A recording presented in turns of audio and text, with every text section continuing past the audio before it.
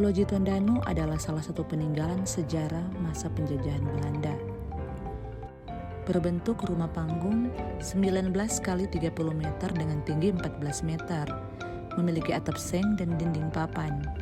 Pada kolong bangunan, terdapat 41 umpak tiang sebagai penyangga bangunan. Loji Tondano merupakan salah satu bangunan peninggalan masa kolonial yang masih dipertahankan dan telah dilindungi oleh pemerintah sebagai cagar budaya. Loji peninggalan residen Belanda ini dibangun pada masa pemerintahan Residen A.J. van Olpen hingga akhir dekade 1970-an. Loji Tondano dipertahankan atas dasar kepentingan fasilitas perkantoran, pemerintahan Kabupaten Minahasa dan terletak di tempat pertama kali dibangun pada pusat kota Tondano. Dan pada tahun 1979, Loji dipindahkan ke lokasi saat ini. Bangunan Loji Tondano awalnya berdiri kokoh di lahan kantor Bupati Minahasa saat ini.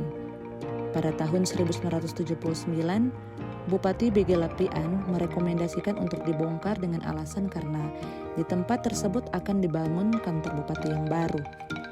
Atas desakan dari masyarakat dan para pecinta budaya, gedung tersebut dipindahkan di Kelurahan Rinegetan, dan itulah lokasi saat ini. Bangunan ini di zaman penjajahan Hindia Belanda di tanah Minahasa sempat digunakan sebagai gudang penyimpanan kopi oleh VOC.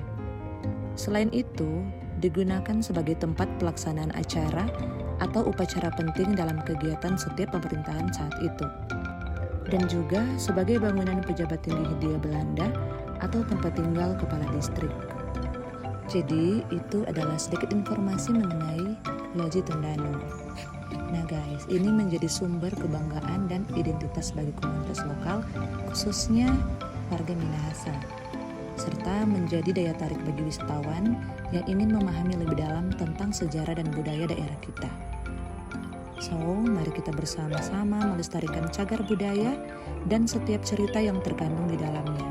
Karena dengan melestarikannya, kita tidak hanya merawat masa lalu, tetapi juga mewariskan kebijaksanaan kepada generasi mendatang. Oke, jadi sekian dulu video kali ini. Kita ketemu lagi di video-video selanjutnya. Thank you for watching. Bye-bye.